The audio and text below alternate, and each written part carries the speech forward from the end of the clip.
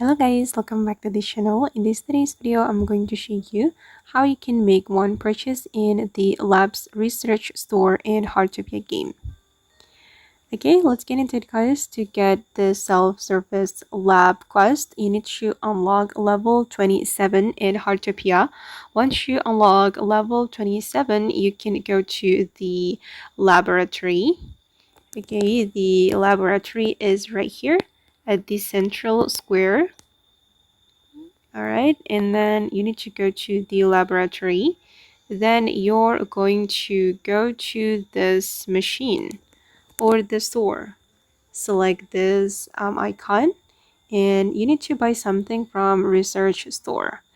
And for me, I'm going to buy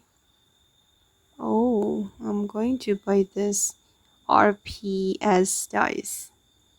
Okay, we need wishing stars. Okay, let me purchase it. Okay, I got this special furniture. I'm going to go back. Okay. And as you can see that my quest is already completed now. So if you want to buy something from the lab's research store, just go to the lab and open up this menu. Okay guys, and that's how we can make one purchase in the labs research store in Heartopia game.